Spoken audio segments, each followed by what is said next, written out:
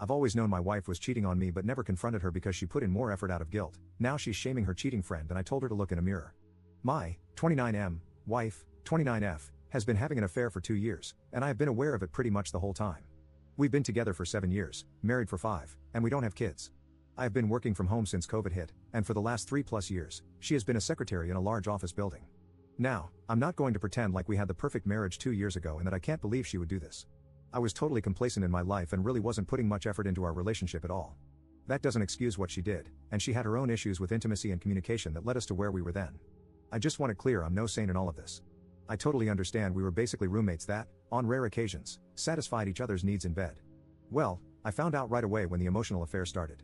I've got everything logged into every device we have, including my work computer. I mean synced email, text, photos, social media, etc. So I was basically reading her affair regularly, including when it became a physical affair about 4 weeks in.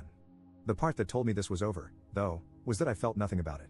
I was totally indifferent, maybe a little embarrassed at worst.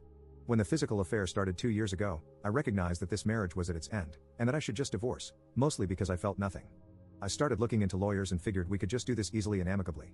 Well, here's where the crazy part happens. When the emotional affair started, she seemed, I wouldn't say happy, but less sad. Then the weekend after the physical affair started, I got the shock of my life. She came into my office that Saturday morning and asked me to take her on a hike and picnic. Initially, I thought this was the moment to burst her bubble and reveal what I know. But I didn't. I decided to actually get up and do this.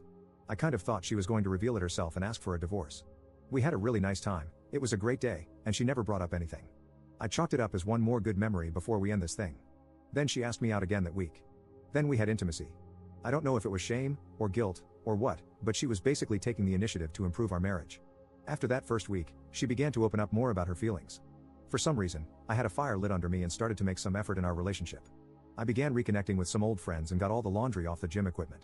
The affair continued, but as we spent more time together over those early weeks, and since it really gave me no concern and everything seemed better, I decided to just forget about divorcing her and start enjoying my life. I do still love this woman very much. Up until 2 days ago, we were in a really solid place. We had outings every other weekend, date night on Thursday, regular intimacy, and communication. I don't even read their messages anymore, just occasionally to see if it's still going on. 2 days ago, I noticed she was having frequent and long conversations with one of her close friends. I asked my wife about it, and it turns out this friend's husband got caught having an affair, and my wife has been comforting her. This wouldn't have been a big deal, but my wife then started bashing the husband for cheating. I don't know why I said it, but it came out. You're one to judge. She got super defensive and pressed me for why I said that.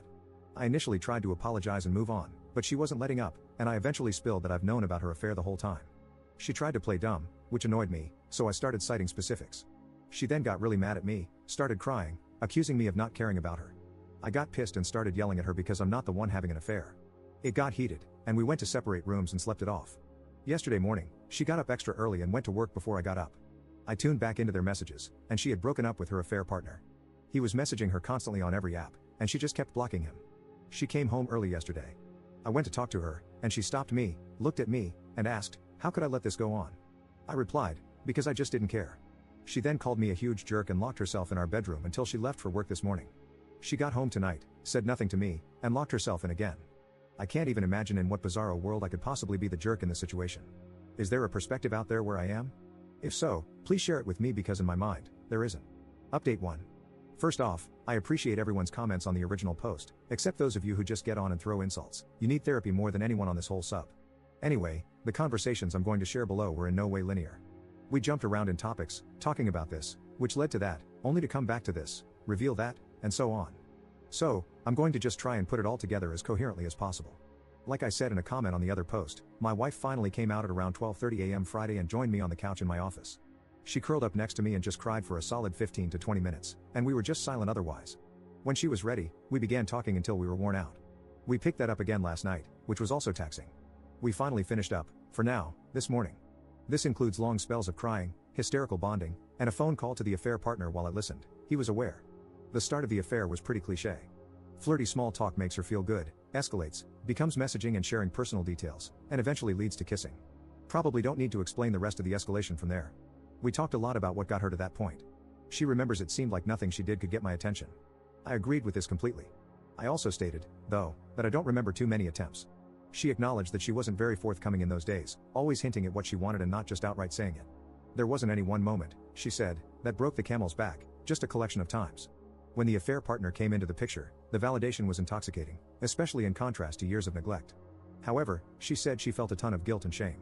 She was in the same spot I was when it started, assuming we would just divorce as we were largely just roommates at that point. The hike and picnic were supposed to be the last bit of assurance that our marriage was over. She did not expect me to agree to go or for it to be such a pleasant time. From that point, we started reconnecting, and she made the decision to make the effort as long as I kept making the effort. She opened up more, and I was responding. That got us to where we've been the last 2 years. As to why she didn't end it with the affair partner once I was back, she admitted she was just being selfish, kept telling herself she would but didn't actually want to. I was planning dates, listening, and back to initiating intimacy often. He doted on her and validated her. She had the best of everything. Eventually, she just convinced herself that what I didn't know didn't hurt me. This makes her feel stupid now, knowing I knew the whole time. We talked about my surveillance, and she said she is having trouble getting over this and feels betrayed. I didn't give her any excuses. It came up because she did ask how I knew, and I told her she's been logged into our old desktop and work computer on her email, Insta, Facebook, etc., for years, as well as it being connected to our cloud. I owned up to how wrong this was, but we both agreed that if we are going to make the reconciliation work, we're going to have to forgive each other for a lot of things. As many said and were right about, my "I don't care" statement was extremely triggering and hurtful. It took her right back to where we used to be. I took advice and organized my thoughts and told her that it wasn't that I don't care. I care about her immensely and changed for the better these last 2 years because I wanted to be there for her. I then explained I should have said it doesn't bother me. She's still trying to wrap her head around this. I'm trying to explain how I just basically don't feel jealousy or insecurity, which is hard to put into words. It also causes a mix of emotions on her end. I told her that having her be happy again made everything worth it for me. Also, the affair got me on my feet for the first time in years, so in a way, I've kind of told myself it was a blessing these past years. Finally, to address the breakup with the affair partner, she said once it was out, she went into a doom spiral, thinking everything in her life was a sham. She felt guilty over everything. She cut him loose, and locked me out. She was basically beating herself up for being awful to both of us. Listening to her call with him was hard even for me.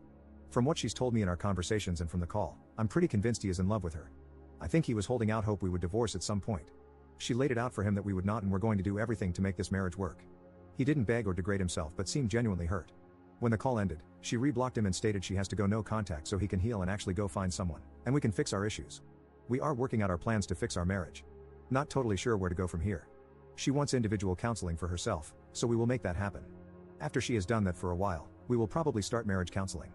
We are also going to symbolically start fresh, and I'm getting a new work computer. From there, it's being open and honest with each other every day and making sure we are present in our lives. I love this woman very much and want to make this work.